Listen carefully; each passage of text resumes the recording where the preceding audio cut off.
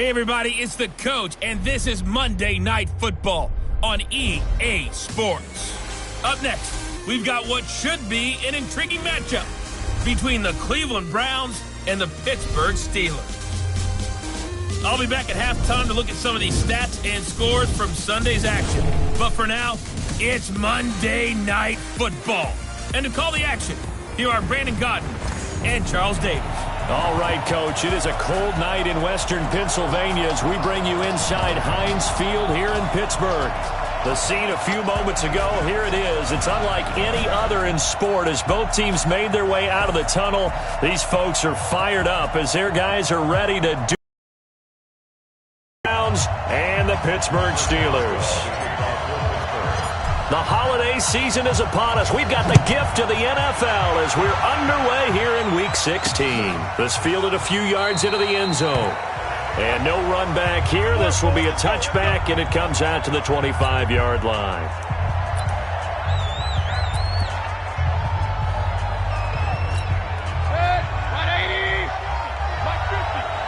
What we got? What we got? What we got?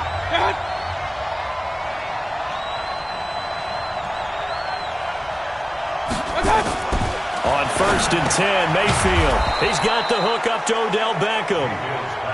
And they're able to get this one across the 35. That'll move the sticks for the Browns, a gain of 12. Line of scrimmage, the 37 on 1st and 10. First carry for Nick Chubb. And he is met quickly in the backfield. Down he goes, folded like a lawn chair. Nice play right there to stop him behind the line, but I want to see how this defense continues to play him here in the first half. Yeah, we know. You know better than I. He has the ability to take over a game, so what do you do? Yeah, I think you have to make sure that you bottle him in at varying levels, because if you crowd everyone to the line of scrimmage, if he breaks through, there's nothing but room to run. The reception good for 7. It's 3rd down. I think defensively you're okay with that. Here in the first quarter, he's going to get some catches, but they rallied to him quickly. And that's what you count on, and I like what you just said. First quarter, can you do it all game long? They catch it, you tackle them, they go down on the spot.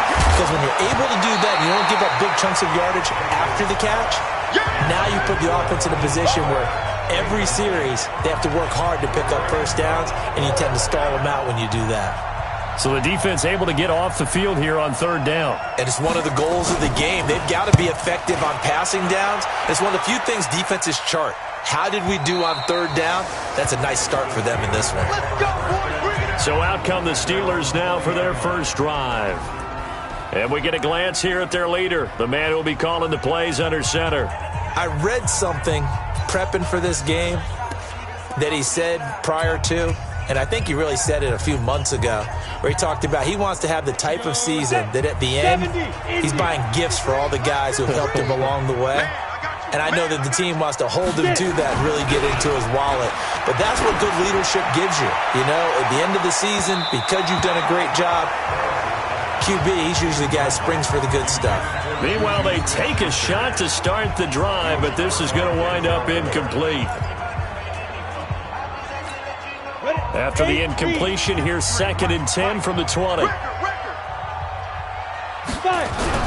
Throwing again. Paris. Oh, he's trying for Smith-Schuster, but it's intercepted. Picked by Deontay Thompson. And he'll score. Touchdown, Browns. Now, that was a beautiful play. A pick 6.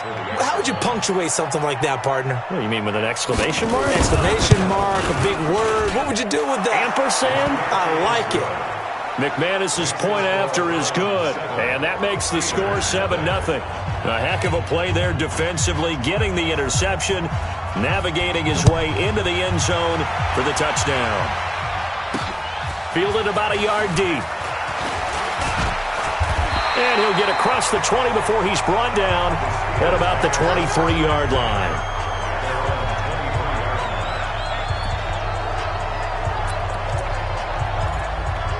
So with the Steeler offense on their way out, let's take a look at the playoff picture in the AFC. And with teams jockeying for position, one thing we do know already, they're all set. They've got the #1 seed in their back pocket with still 2 games to go. And that gives you a chance to experiment a little bit as well. It doesn't mean that you just have wholesale changes, starters don't play. I'm not talking about strictly that. I'm talking about guys who maybe haven't played enough during the year, or you want to see them in different spots. You know, can that running back split out and catch the football a little bit as you head?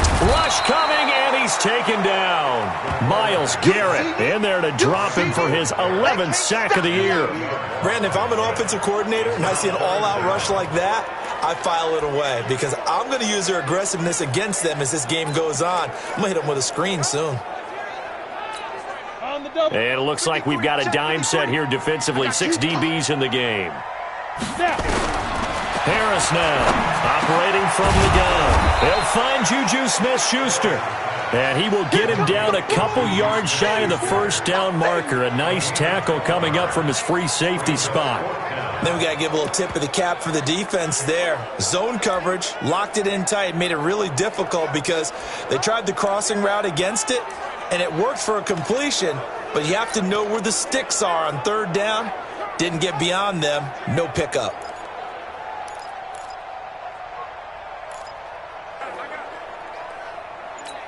And how about the call here? They need 2 yards in their own territory on 4th down, and they're going to go for it. They're indeed going for it as they look to throw.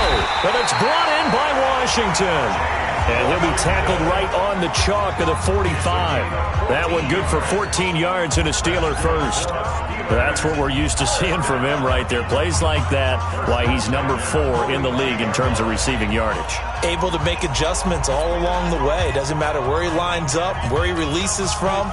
Working his way into the secondary, figures out defenses and finds weak spots in order to get open. On 1st and they went the wrong way there. Losing yardage back at the 43-yard line. That sends them 2 yards in the wrong direction and leads to 2nd down. Number 53, Mike 53. Yeah, let's go sack line. Harris looking to throw on 2nd down. Open man completes it to Smith-Schuster. They'll get 9 there as that sets them up better for 3rd down. You can see the time and effort and thought that they put into their passing game because it was evident right there. It looks like a simple pitch and catch, but you and I both know that they have planned for this and worked hard to make it happen. From the gun on 3rd down, Harris. Johnson's got it complete. 7 yards on the quick slant and a 1st down. We've seen quite a bit of the short passing game here early on 1st quarter, haven't we? We have, and I think it works a couple of ways for this team because, #1, you throw the short game until they stop it. And if they're not going to stop it, you keep throwing it, and occasionally you'll break a tackle and turn into a bigger gain. Also, if they start to creep up, start to pressure receivers, now you go over the top, take it deep, and now you get some of those big shots downfield. A run by Connor on 1st down and a good one as he'll get about 7 here. The numbers there for Connor in last week's game. 23 carries, 70 yards. And while they locked up the #1 seed last week, I don't expect them to change what they do in the running game. I expect them to continue to play the exact same way, but with a change up in personnel because they want to make sure that their #1 guy has fresh legs for the playoffs. A second broken tackle, and he'll go down at the 28. A gain of 5, good enough for the 1st down. Boy, he does it at a high level, doesn't he? Because when I watch him, I think of his vision. Straight ahead, peripheral.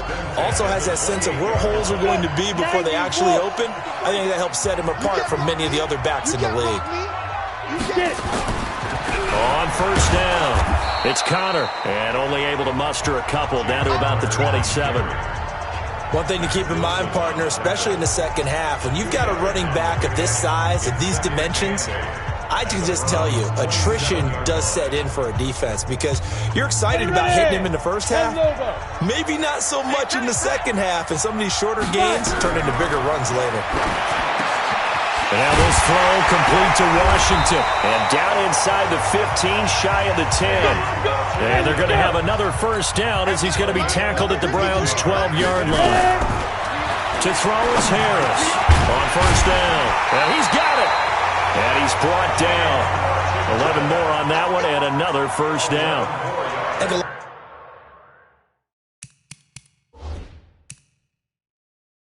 People ask the same question all the time. Why do we see so many slants in the red zone? Well, the windows are tighter. Everything's more condensed. It has to be quicker, and you've got to deliver the ball on time. Your biggest worry? Ball gets tipped in the air, because if that happens, then it's fair game for the defense.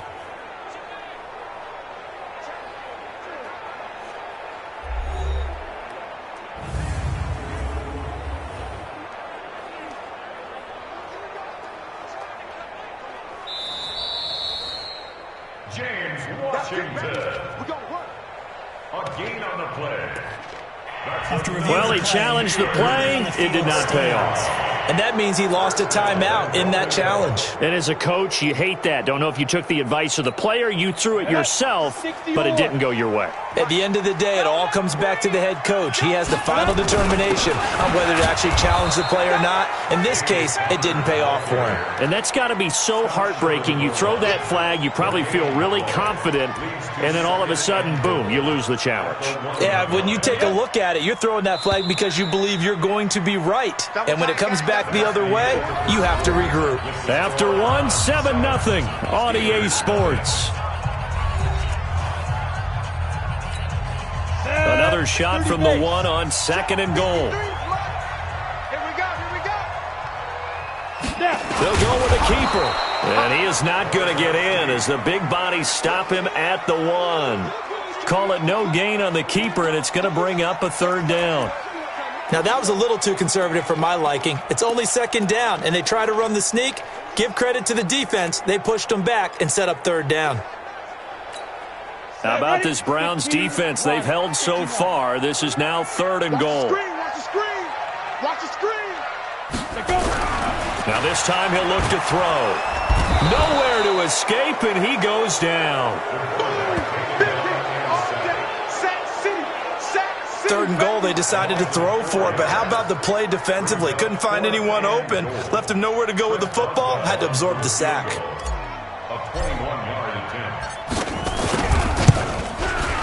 Boswell's kick is good, and they are on the board, but still trailing. It's 7-3. That drive just seemed to go for an eternity. I could kind of hear our sponsor saying, hey, we need to get our product pushed. It ends in a field goal. Yeah, how about that? Not enough time for product placement, but plenty of time to get 3 points out of the deal.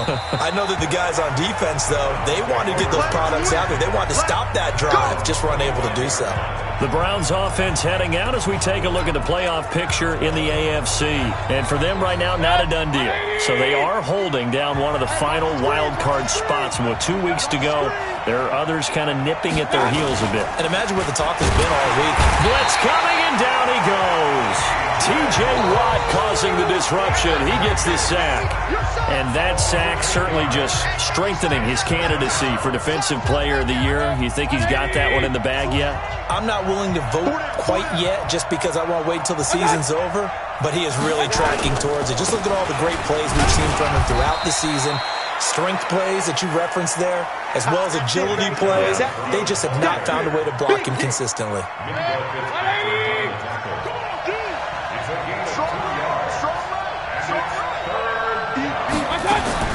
3rd and long for Mayfield. Got an open man. That's David Njoku, the tight end. It'll be a gain of 8, but it'll also lead to a 4th down. That's certainly playing down in distance very well by the defense, isn't it? Take whatever you want underneath, by all means. Here's Jamie Gillen now as he'll kick it away for the 2nd time. And he'll get this away into the icy winter air. This is taken at the 15. That'll be put in the books as a 53-yard punt. And the Steelers are going to take over 1st and 10 deep in their own territory. Pittsburgh's offense now heading back out onto the field. And last time they got 3 points, but it was a chip shot field goal. And when you go to the sideline after a chip shot field goal, maybe the offense not too happy. It's a balancing act, isn't it? Because you're exactly right. They're none too pleased that they didn't punch it in for 6 points. But they also have to remember they did put points on the board. 3 points is 3 points. And in this league, you take points when you can get them. Not easily done.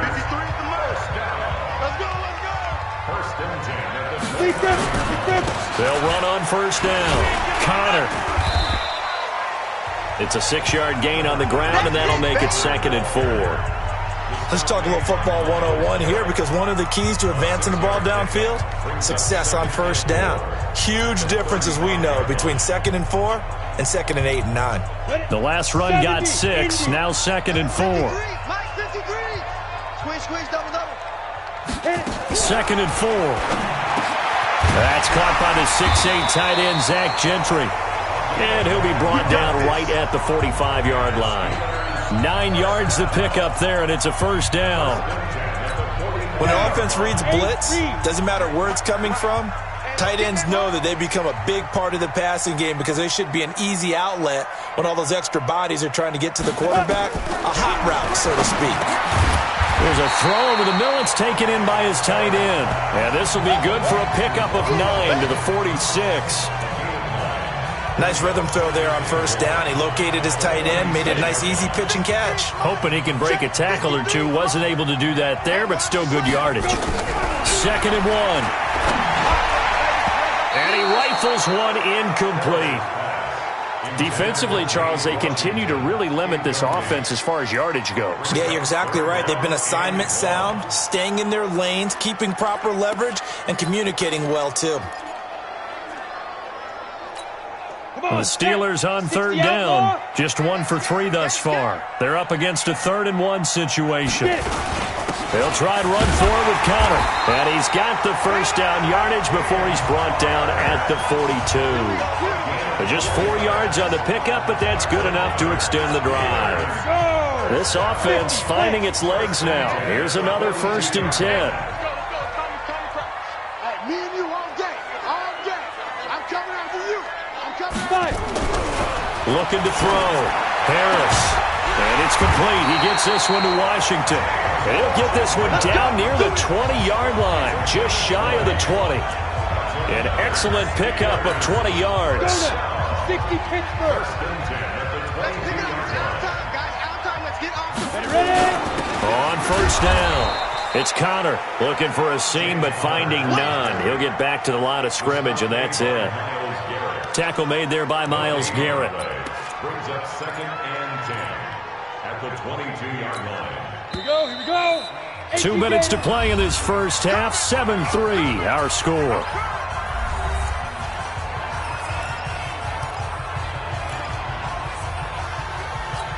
A reminder coming up just a few minutes from now. We'll send you to Jonathan Coachman and our crew in Orlando. Coach will have a look back at some of the stats and scores from yesterday's action.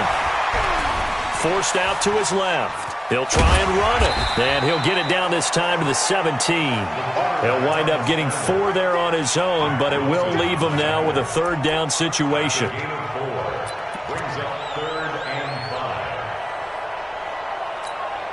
They'll break the huddle and come up on the 9th play of this drive, needing 5 yards on 3rd down. Back to throw. Harris. And he'll find Washington. That's complete. And they corral him just a couple yards shy of the end zone. They're able to convert on 3rd down, and that sets up a 1st and goal. That was a nicely run slant route, and what the receiver's trying to do is make the defender think he's going upfield for a deeper route, and then breaks it off, usually after about 3 to 4 steps, and cuts towards the middle of the field. And now what he's trying to do is use his body to keep the defender away from the football and give the quarterback a really nice target. That's a really alert defense there, because they saw the heavy look come in from the offense, countered it with extra linebackers who brought a little bit of speed and heft, and able to really make a big-time play for their defense. So they're backed up to the 3-yard line, 2nd and goal. 2nd and 3. And the Browns pressure gets to him that time, and he's going to go down. Mack Wilson. The blitz works to perfection as he gets in there to dump him for a loss of 8. I'm starting to feel for that quarterback back there. I mean, you know me. Normally, don't have a lot of empathy for the QB, right? In this case, definitely. He's been under constant duress this entire game. I don't know how he's surviving back there. And to think, there's still a long way to go in this football game. They need to reverse the trend. The last 2 plays have gone backwards. Now it's 3rd and goal. The quick slant caught.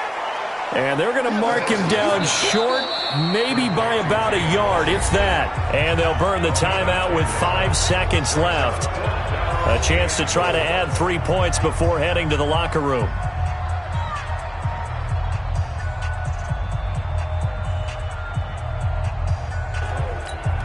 So they won't get a touchdown, but here's a chance to at least get 3 to end the first half.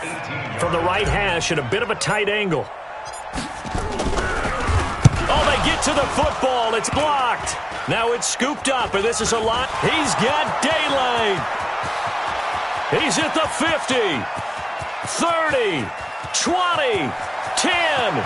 The Browns are in the end zone. Touchdown.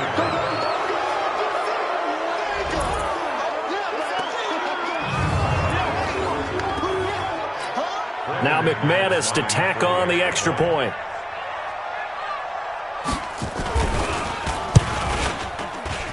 And this one's right through to make it a 14-3 ball game.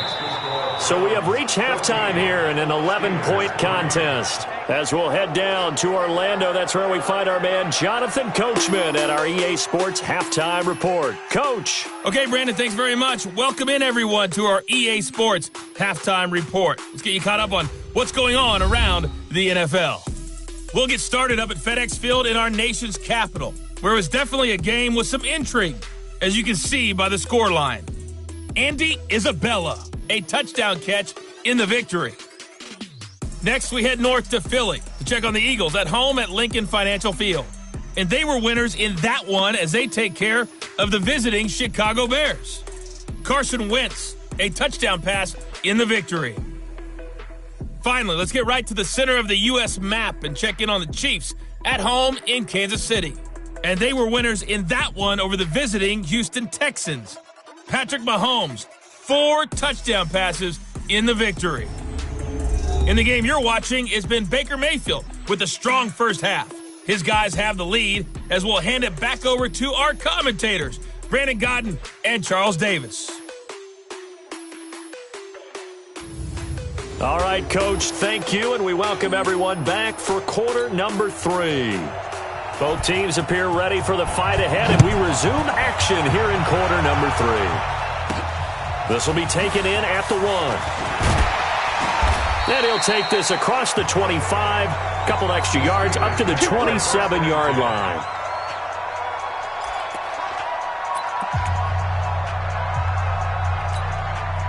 The Pittsburgh offense at the line to start their next drive. They have the ball here for the inaugural drive of the second half. Pretty big deficit, though. We'll see what adjustments were made in that locker room. And I never want to make something more important than it actually is, right? I don't want to create more hype than what is there. But this is I'm doing it, though. This is a really important drive. And we often talk about teams scripting plays to start a game. A lot of them script to start the second half, too. And they're scripting something that they expect to get them into the end zone and back into this game. We'll see if that script is a good one for them. They try to throw on second down, but this one is incomplete. This offense in desperate need of a conversion as they come up on third down. Now a third down throw, but it misses the target, incomplete. So coming up empty here to start the third quarter. Already 2 scores down. Got to be careful. Yeah, I did notice, though, that the captain of the defense patted the quarterback on the helmet on his way out, pretty much letting him know, we know the pressure's on us. We're going to go out there and try and hold serve for you while you figure it out over here on the sidelines. Landry now on the return. A 48-yard punt, 7 on the return. And the Browns will take over, 1st and 10. Now they get set for their first possession of the third quarter. This crew had to punt last time they had the ball, but when you've got a lead like this, you content to play the field position game? You are to an extent, especially if you like your defense, because you have the lead. Under a heavy rush, and down he goes. T.J. Watt in there yet again. What else is new? He continues to rewrite the record book in single-season sacks. So that complicates things a bit here. 18 yards to go now on second down. Mayfield to throw it. This is the tight end, Njoku. It'll be a pickup of 15 as that'll lead to third down. His position, and he's listed as a tight end, but he certainly doesn't run like one, and that's what we're seeing more and more coming into the league. Those guys who can run, make plays after the catch, and gain that additional yardage. And using that speed there to turn it into a pretty nice little gain. It's a gain of 10, and the Browns are going to get a first down. And they really needed to get something going, didn't they? They had punted on the last 2 possessions. The running game starting to come to the front for them, providing a nice pickup there to keep this drive going. They run again on first down, Chubb. And he'll be taken down just shy of midfield. He'll get a nice chunk there on the first down run, and it's 2nd and 4. What's time? Tight ends work. What's time? From just shy of midfield, Mayfield. He's got Njoku, his big tight end. And tackled down after a gain of 3. Leaves him with 1 yard to go on 3rd down.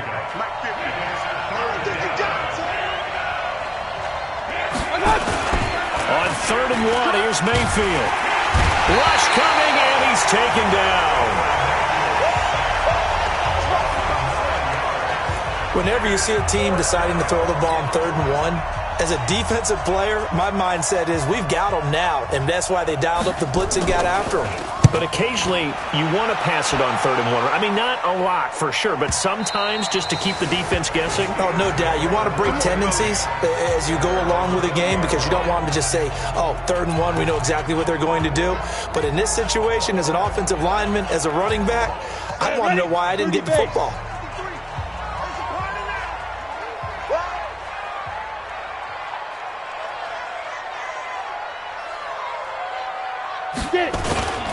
They start the drive with Conner. Gets this to the 24 for a gain of 4. I call that play a success. A nice inside run sets up a very manageable 2nd down. A very solid gain on that play. The run got 4. Now they deal with a 2nd and 6. 2nd and 6. And this one incomplete. Too much contact to hold on to that one, and it's 3rd down. This offense in desperate need of a conversion as they come up on 3rd down. Looking to throw. Harris. Got an open man. It's Washington. And they'll get it all the way up about 5 yards shy of midfield. He's such a good route runner. Shows it there on 3rd down. Very proficient and a good pass. And you know what I've observed over the years in the NFL? The better a route runner you are, the more confidence your guy's going to have in you to go to you in important times because he can trust you being in the right spot, and they connected there and picked up a 1st down. That 1st down completion only netted him 3. 2nd and 7. Here's a 2nd and 7. Stepping up, he's going to keep it. And he'll be taken down at the 44-yard line. Give him 7 on the tuck and run, and it'll get him a new set of downs. So a 1st and 10 upcoming from Browns territory now at the 44-yard line. Back to throw. Harris, complete to Washington. He's tackled a yard short of the marker. Good gain of 9 on 1st down. Nothing fancy on 1st down, but a very consistent type of a play. Hit that slant. A lot of people call it an extension of the running game, and it can be if that pass is completed, because you hit a guy on the run like that, you often can go for big yardage. Sets him up nicely for 2nd down, staying ahead of schedule. They know that old expression, it's not my night.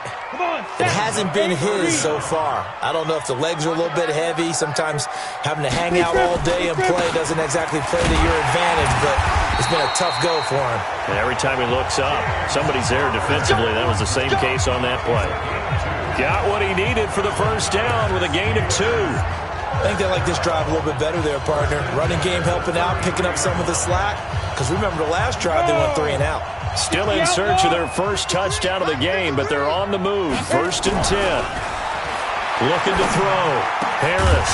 He'll find Smith-Schuster. That's complete. And down inside the 15 he goes. The passing game in rhythm right now for Pittsburgh. There's another 1st down. Back to throw. Harris. Got his man. It's caught for a Steelers touchdown. James Washington, his 9th touchdown of the season, as his guys are back within a single score. And, partner, they found a gap there on the post pattern, and it was in the middle third of the field. And that's really difficult to do because ordinarily the safeties are back there to prevent that happening. But they found the opening and exploited it. Now Mike Tomlin says, let's go ahead and go for 2. They'll try and throw for it. And he's got it. So the try for 2 successful. And with it, they're back within a field goal. I guess the coach looked at the 2-point cheat sheet, said go for it, get it to a 3-point game, and they did it. Yeah, and sometimes you just throw out time of game. You don't worry about that. There's just a feel sometimes in making that call, and he felt good about what he had for a 2-point conversion, and now they're only down 3 and feeling great about themselves. This fielded a few yards into the end zone, and no run back here. This will be a touchback, and it comes out to the 25-yard line. Heading out is the Cleveland offense now as they get set to take over here. These guys had to punt last time. It has not been a very fruitful game offensively thus far. They haven't even made a trip to the red zone. And I know that everyone's going crazy on that sideline because that drives you berserk to come off the field, not really move the ball well. As you said, not even get to the red zone, let alone, not even put points on the board.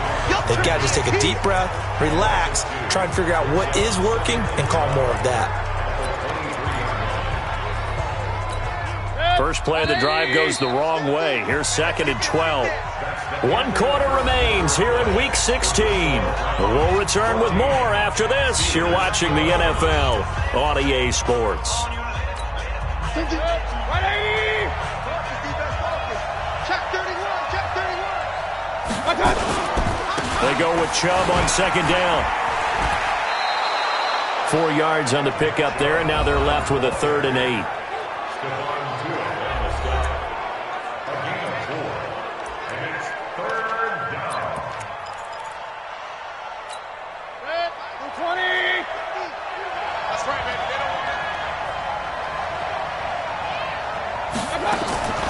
From the gun, Mayfield.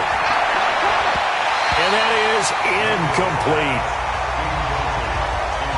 Critical play in this football game because if they pick up the first there, that clock keeps rolling. Has to be a little frustrating for them because they know that if they pick up a first down there and continue to eat away at the clock, really increases their chances of closing this one out. Now they're likely going to have to give the football up and sweat it out on the sideline.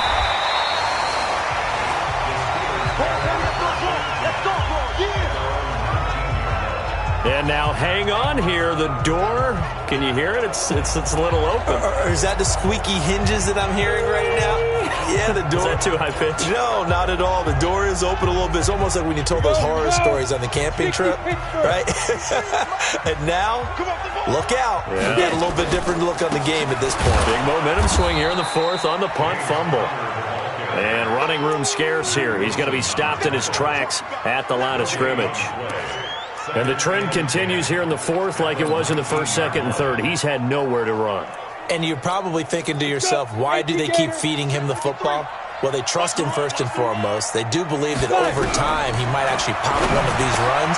But the bottom line is he takes care of the ball well for them, so they'll keep handing it to him. It's a Pittsburgh first down, a gain of 13.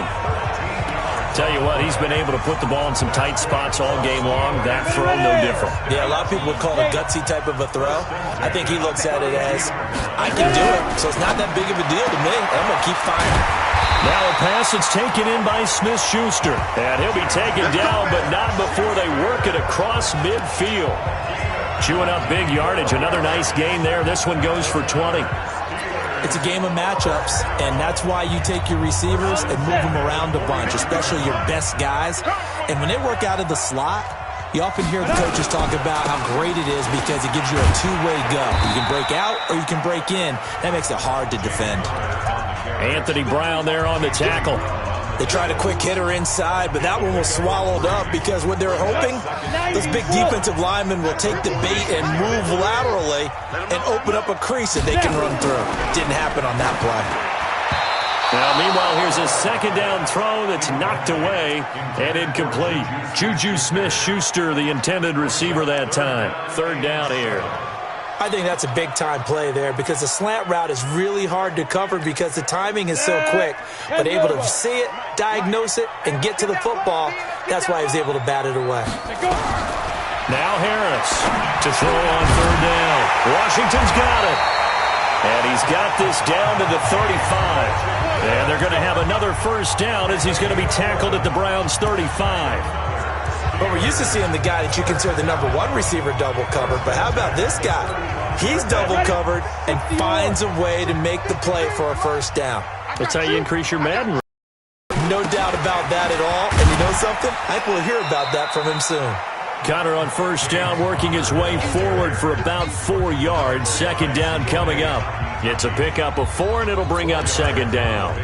Tough running there. That's a hard-earned 4 yards. Yeah, those are the unsung kind of runs. They don't fill up the stat sheet, but they do set you up in good position on second down. Here's Harris to throw on second down. And that'll be incomplete. Took a pretty good shot as he tried to pull that one in. Couldn't hang on third down. Those passes out that far wide always make you hold your breath a little bit. Felt like it was in the air for a while. What it does is it allows a defender to gain some ground, come from a long distance, and have a chance to affect the pass. So the Steelers on third down. They're hitting at 60%, 6 out of 10 thus far. This will be 3rd and 6. Harris now. From the gun, he'll throw. Open man, Smith-Schuster, it's complete. And they're going to have another first down as he's going to be tackled at the Browns' 15-yard line.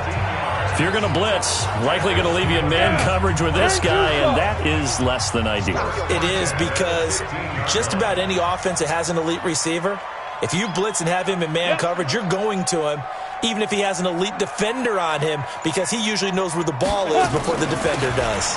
They'll run on first down. Connor, and he'll get 4 there, down to about the 12-yard line. Brandon, all things considered, they have to feel pretty good about getting that type of a gain, considering the blitz that they just had against them. Whip. Watch the whip. 22-jet bomber, 22-jet bomber. Again, a run with counter. And this time not as successful as he'll get back to the line of scrimmage and no more. Now it appears we have a Steeler here slow to get up. And how might this affect him for the playoffs? We'll get a report when we come back. One of the bigger plays in the game thus far, and the crowd getting into it as we come up on a big third down. Harris operating from the gun. And it's caught. They're able to convert on third down, and that sets up a 1st and goal. One of the advantages of zone defense, as I remember it, is being able to see the play develop in front of you. One of the disadvantages, when they find those levels where they can hit you with it. Sometimes behind the corner and in front of the safety, it makes it tough to defend. And he's going to get this back to the 3-yard line and no further. They'll say no gain on the play, and it'll be 2nd and goal. He has elite instincts from his linebacker spot. He's able to diagnose the run and flies in like a missile to stop that one behind the line of scrimmage. 3 points separating these two sides with 2 minutes left to go in the 4th. So the Steelers with the football as we get you reset. And they're knocking on the door. 2nd and goal now in a 1-score game. Back to throw to the goal line, but it's incomplete. Now we're in the situation where the quarterback's got to take full charge of his huddle. Got to totally command it, make sure all eyes are on him. All focus is locked in. Going to call multiple plays and go over different situations and scenarios to make sure everyone is on the same page. How about this Browns defense they've held so far? This is now 3rd and goal. Back to throw. And the Steelers are in for the touchdown. Wow, I know it's a never-say-never situation, but to me, that looks like that's the one that's going to finish them off. The score that puts them in front here late, but now you got to rally your kick team, don't you, and say the last thing we need is a big return. And what happens is guys get overeager, get out of their lane because they're so excited they want to make the last tackle. You mess up, could come back at you a long way. Still an important piece of business to take care of, the extra point.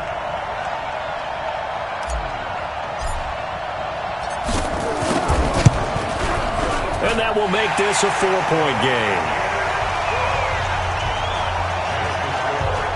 That drive a long one, spanning 15 plays. And it ends with a 3-yard scoring run. Boswell now to kick it away after the touchdown. That's fielded in the end zone.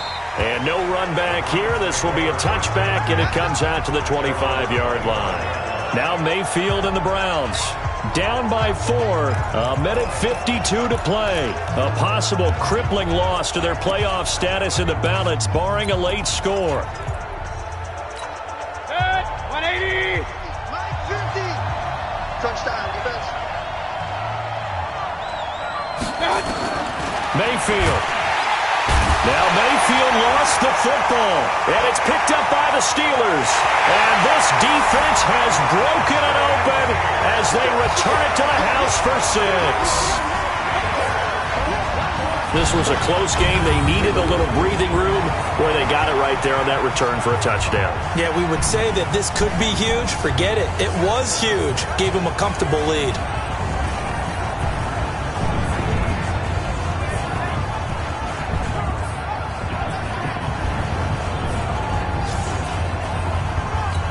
And this is one of those bang-bang plays, Charles. Did the knee hit first or did the ball come out first? This is where you need that 20/20 eyesight, don't you, Brandon? You've got to see which one happened first. If the knee hit the ground, then they will keep possession.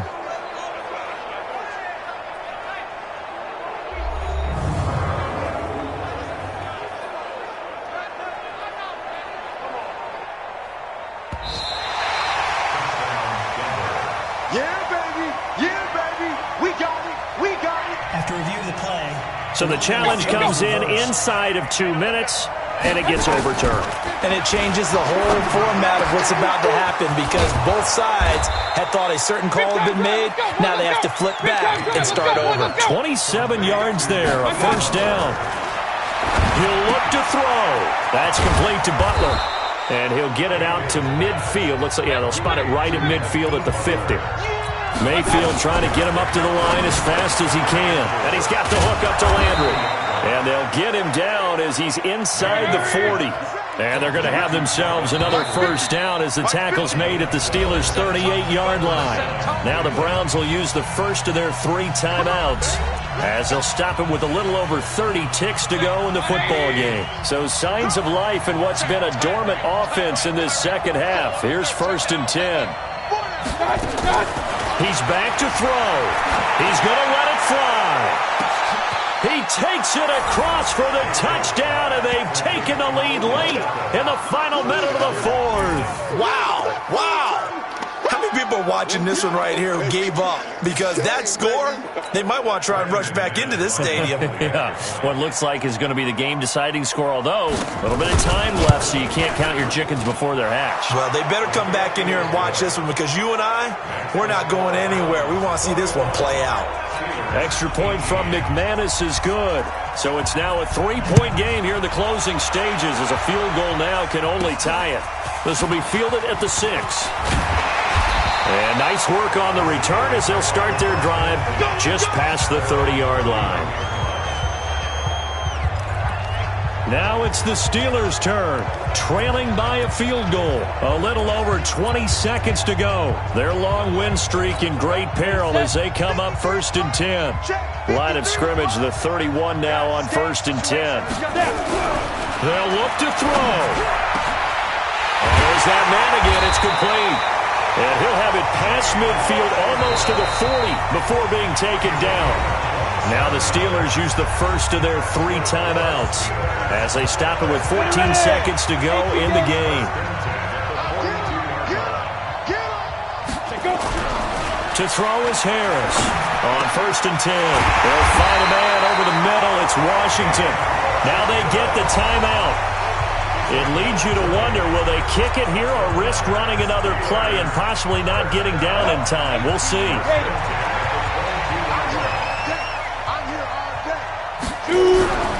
On 1st and 10, Harris. Blitz coming, and down he goes. And with 4 seconds remaining, they will call the timeout.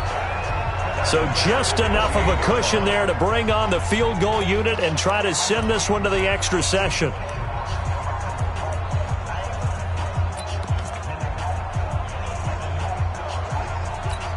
So now one of the biggest kicks of the night is forthcoming. 4 seconds to go. This would send us to overtime. And now with 4 seconds left, we get a timeout call. So the field goal unit is on the field as this is a big spot right here. 4 seconds to go. This would send us to overtime.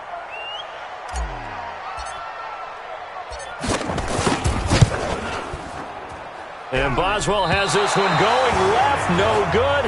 He missed it left, and this score will stay right where it is. So Cleveland able to come away with the victory here. And I tell you, these division games never for the faint of heart, but they come through with a tight victory here on the road. And you find yourself working harder in a game like this too, don't you? Because you got to stay with it, right? You got to stay with it. You got to stay locked in. It's our type of a game. And you just mentioned it. Division game, on the road, tight. And they find a way to win it. Way to hunker down, as my old coach used to say, and find your way through. So for Cleveland, it's an important win for their playoff hopes as they hit the 10-win mark now at 10-5. And they'll have another road date next week with the Cincinnati Bengals. Meanwhile, for the Steelers, this was basically just an exhibition game for them as they'd already clinched home field advantage. And they'll get a chance to redeem themselves at home next week. And for Charles Davis and our entire crew here at EA Sports, I'm Brandon Gaudin saying so long, everybody.